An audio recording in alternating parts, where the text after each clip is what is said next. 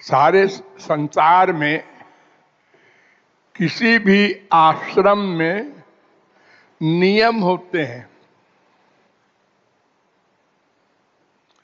भगवान के यहाँ भी नियम होते हैं।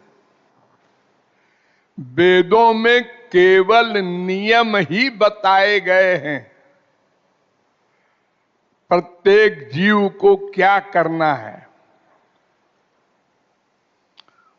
हम भी आप लोगों को नियम बताते हैं। आप लोगों का मानव देह क्यों मिला है, उसके लिए क्या करना है। वैसे ही हमारे इस आश्रम में भी नियम का पालन होना चाहिए। और आश्रमों में सवेरे आरती आदि में हाजिरी होती है, जैसे स्कूल में हाजिरी होती है। पहले हमारे यहाँ भी होती थी। मंजरी सबकी हाजिरी लेती थी, साधना प्रोग्राम में भी। लेकिन अब हमने इस नियम को नहीं रखा, क्योंकि बहुत से मरीज होते हैं, बहुत से अति बूढ़े होते हैं, और फिर हम आशा करते हैं कि हमारे बच्चे नियम के विपरीत काम नहीं करेंगे। लेकिन मन सबका दुश्मन है। ये बिगाड़ देता है बड़े बड़ों का दिमाग। अर्थात किसी को आलस्य ने घेर लिया, अब कौन जाए। अरे अगर कोई पूछेगा आश्रम में, कह देंगे तबीयत ठीक नहीं थी।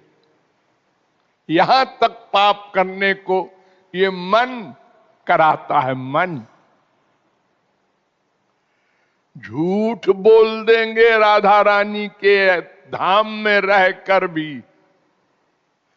सिर में दर्द हो रहा था, पेट में दर्द हो रहा था, कोई बहाना। लेकिन हमने यहां शिकायत सुनी है कि बहुत से समर्थ होते हुए भी आलस्य के कारण, लापरवाही के कारण आरती आदि में नहीं आते। हमारे अनंत जन्म इसी मन ने बिगाड़ा है। सवेरे नींद आ रही है। संसार में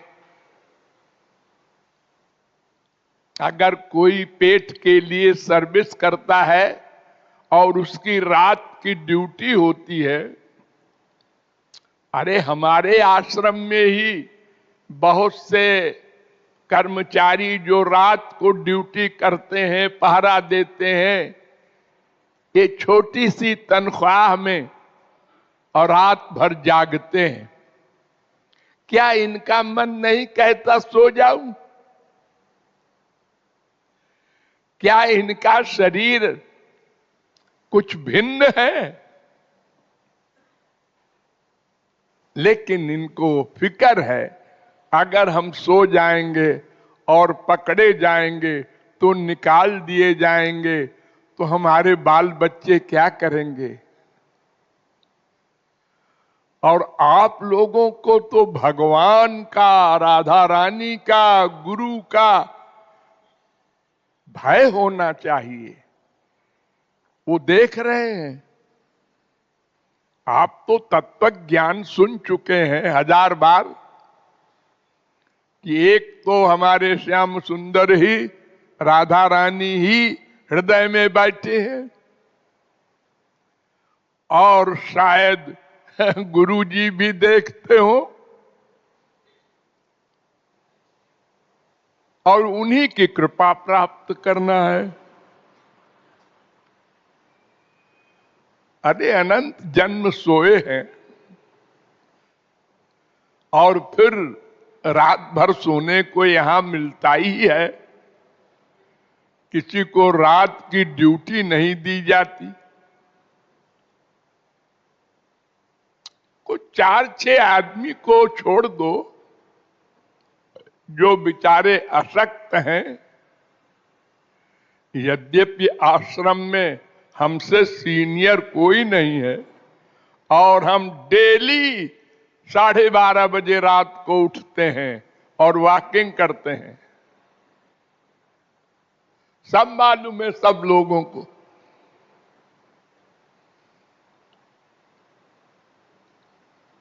अरे हमारे ऊपर तो किसी का शासन नहीं है, न हमारे कोई बाप है, न माँ है, न गुरु जी है। हम तो दिन रात सोते रहे।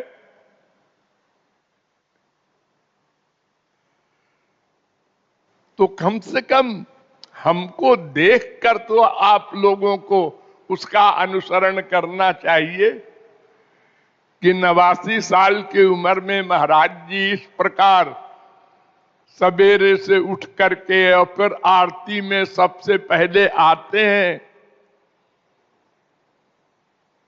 एक दिन भी ऐसा हुआ महाराज जी गैर हाजिर रहे हो? आप लोगों में से किसी की भी इच्छा हो गई आज नहीं जाएंगे आरती में, लेकिन महाराज जी ने तो कभी ऐसा नहीं किया। और अगर कभी 2-4 मिनट की देर हो गई आने में तो आप लोग झांकते रहते हैं, क्यों नहीं आए?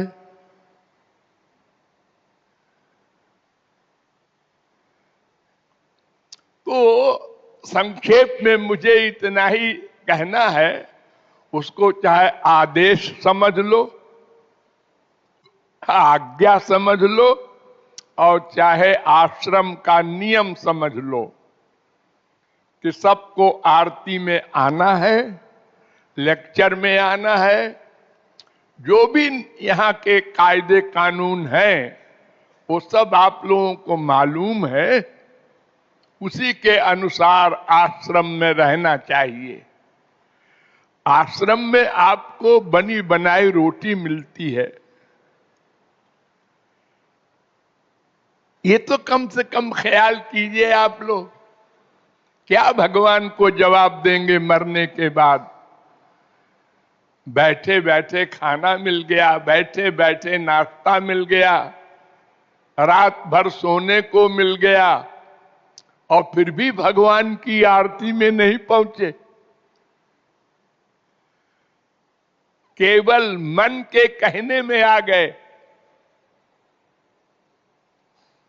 जब हम चल सकते हैं, खाना खाने के लिए रसोई घर में जा सकते हैं, तो थोड़ी 10 कदम आगे साधना में, कीर्तन में क्यों नहीं जा सकते?